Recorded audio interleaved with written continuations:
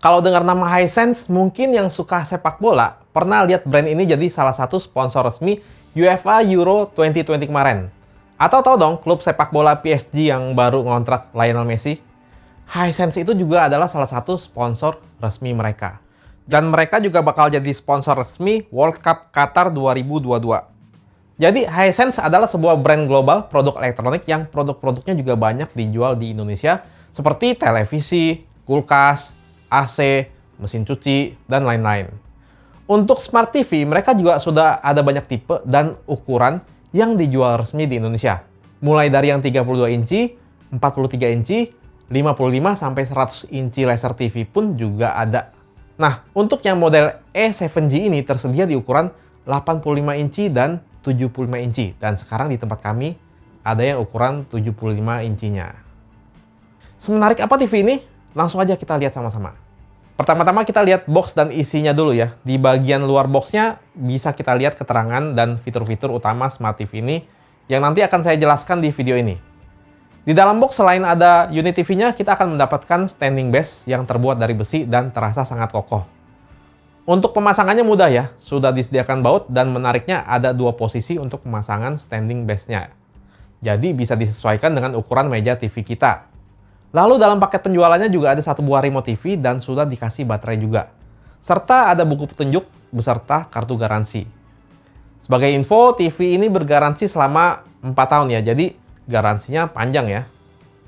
Nah, untuk standing base-nya ini, di kedua standing base-nya tuh ada kabel manajemen ya, di bagian belakangnya. Jadi ini asik nih, biar kabel kita nggak berantakan ya, nggak ngejuntai di bawah begitu.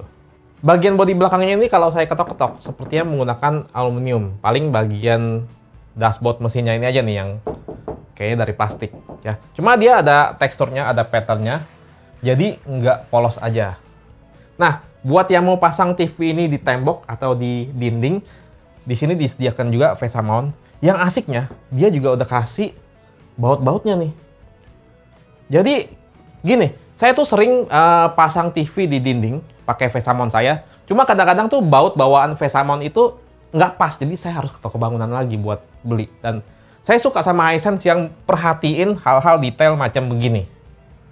Oke, sekarang kita cek portnya ya. Kita sebelah sini dulu. Di sebelah sini ada AC input untuk kabel power.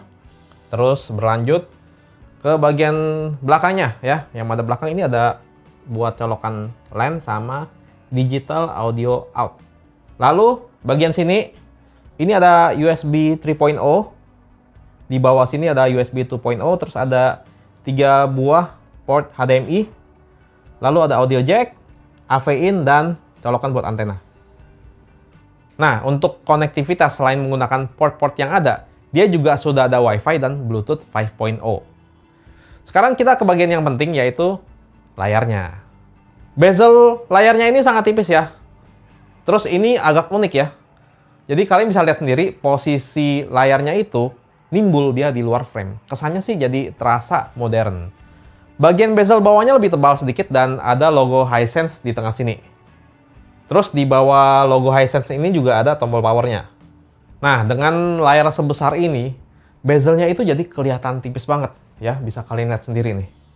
Terus warna silver pada frame sekelilingnya tuh bikin kesannya jadi kokoh dan mewah. Smart TV ini memakai panel IPS. Saya memang biasa kalau cari TV itu yang pakai panel antara IPS atau VA. IPS itu biasa bisa menampilkan warna yang akurat dan ini udah bagus menurut saya. Kalau OLED mungkin harganya kurang lebih bisa 4 kali lipat dari TV ini ya. Yang pasti TV ini punya viewing angle yang sangat luas. Jadi misalnya kalau TV ini ditaruh di living room nih, terus kita ke bagian duduk yang agak pinggir. Nah, agak pinggir, warnanya itu masih bagus, masih baik, nggak wash out. Ngomongin warna, TV ini di mata saya bisa mendisplay warna yang bagus dan kaya. Pas saya cek, dia ada fitur white color gamut, jadi warnanya tuh nggak pucat. Ditambah TV ini sudah 8 bit plus FRC atau setara 10 bit. Jadi bisa mensimulasikan 1 miliar warna. Ya seperti yang saya bilang, warnanya itu kaya. Format HDR yang disupport juga cukup lengkap ya. Ada Dolby Vision tentunya. Terus ada HDR10 juga.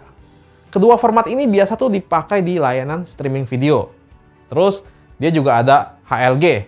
Ini adalah format HDR yang bakal dipakai di siaran broadcasting atau channel TV. Dengan begitu pas nonton format Dolby Vision atau HDR10, jadinya nggak terlihat ada color bending. Resolusi TV ini UHD atau 4K, cocok banget lah untuk TV ukuran sebesar ini. Selain itu, TV ini ada fitur 4K AI upscaling. Intinya dia bisa mempertajam video yang resolusinya lebih rendah. Jadi pas ditampilkan di TV itu terlihat lebih tajam. Terus TV ini memakai D-LED atau Direct LED. Jadi kan TV LED yang biasa kita temui itu ada dua jenis. Yang pertama Edge LED atau lampu LED-nya itu ada di bagian samping sini ya. Sedangkan kalau Direct LED itu dia penempatan lampu LED-nya memenuhi layarnya ya. Nah, memang kan panel IPS kontras rasionya nggak setinggi panel OLED. Warna hitamnya juga nggak sepekat OLED. Kalau di ruangan terang mungkin nggak terlalu kelihatan. Tapi kalau di ruangan yang gelap, biasa akan lebih kelihatan. Tapi kan kalau mau seperti TV OLED, harga yang harus ditebus tuh jauh lebih besar. Nah, di TV ini saya merasa masih tergolong oke sih. Terus pas saya cek, TV ini memang nggak ada fitur namanya local dimming. Tapi dia itu ada fitur adaptive contrast. Jadi dia bisa bikin kontras rasionya terasa lebih tinggi lagi. Dan kalian bisa lihat aja contoh perbedaannya sewaktu saya matikan dan nyalakan adaptive kontrasnya. Adaptive kontrasnya ini bisa kita atur lagi ya levelnya. Terus, TV ini juga punya fitur Ultra Smooth Motion atau MEMC. Jadi bisa bikin gambar jadi lebih smooth. Atau bikin video jadi seperti high frame rate dengan cara menambal frame. Ini cocok banget buat nonton pertandingan olahraga yang pergerakannya cepat. Seperti biasa nonton pertandingan sepak bola, kan pergerakannya cepat tuh. Pemain dan bola. Dan yang ditangkap kamera tuh biasanya masih suka berbayang. Nah, dengan teknologi ini, pergerakan gambar bisa jadi lebih smooth. Buat nonton film, mungkin ada yang suka juga. Tapi kalau saya sih sebenarnya nggak suka. Saya sukanya nonton di settingan yang sudah didesain oleh filmmaker. Kalau nonton film-filmnya Ang Lee yang lagi terobsesi dengan high frame rate, oke lah. Tapi kebanyakan nggak. Untungnya, TV ini bisa matiin fitur Ultra Smooth Motion ini. Bukan cuma matiin sih, pilihannya itu cukup banyak. Oke, kadang fitur ini sebetulnya bisa membantu kalau filmnya ada kesalahan teknis di movement kameranya yang bikin ada efek judder. Nah, kita bisa pilih mode yang film, jadi dia intensitasnya tuh nggak terlalu smooth juga. Jadi buat saya masih enak dilihat. Atau bisa kita custom sendiri intensitasnya. Jadi, good job buat Hisense.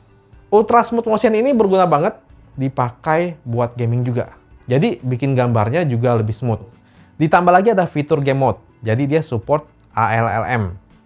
Dengan fitur ini, dia bisa bikin input lag-nya jadi lebih rendah dan output yang ditampilkan di layar lebih cepat. Fitur yang sangat berguna kalau main game kompetitif. Untuk gaming udah pasti support 4K 60 fps. Yang saya suka juga settingannya itu lengkap banget. Jadi bisa banget kalau kalian mau setting-setting manual dan disesuaikan dengan kondisi cahaya ruangan. Sistem operasi Smart TV ini memakai VIDA U khas dari Hisense ya. Yang saya suka nih performanya itu cukup enteng dan responsif.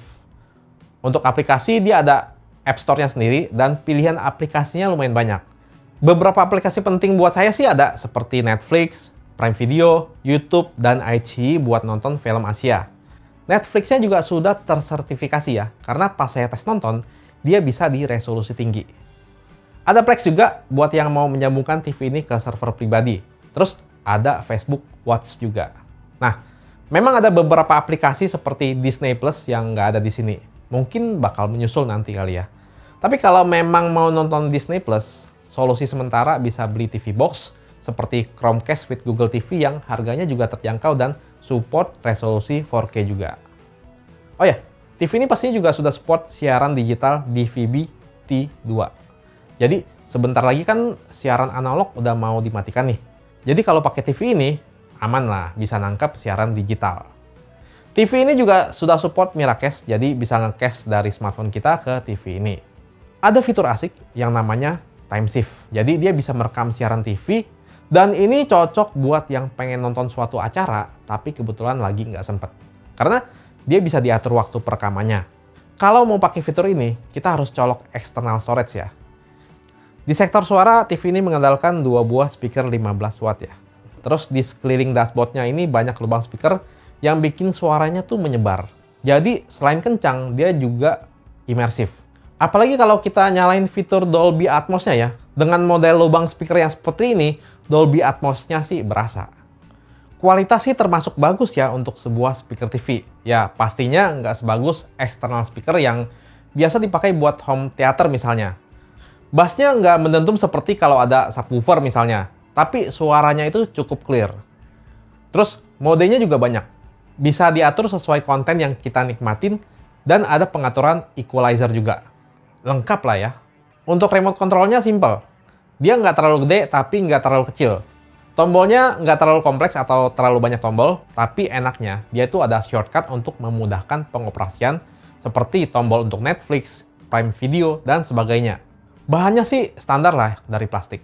Nah, uniknya di sini ada tombol mikrofon juga, jadi dia support perintah suara Google Assistant dan tentunya Vida Voice.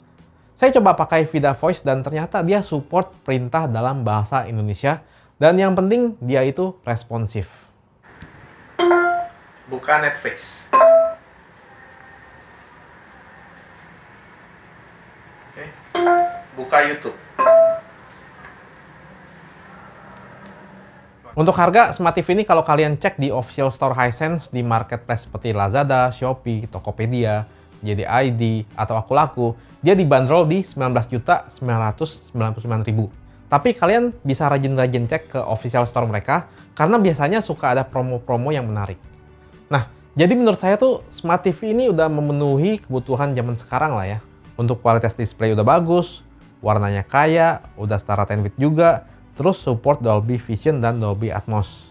Ada fitur Ultra Smooth Motion juga yang berguna seperti yang saya jelaskan tadi. Buat nonton udah enak lah ya, apalagi dengan layar sebesar ini, experience seperti menonton bioskopnya itu berasa banget. Buat main game konsol terkini juga bisa karena support 4K 60 fps dan ada game mode-nya. Terus ini kan Smart TV dengan OS Vida UI, OS buatan Hisense. Untuk performa sih responsif. Paling saya berharap kedepannya ini lebih banyak aplikasi yang support dijalankan di OS ini.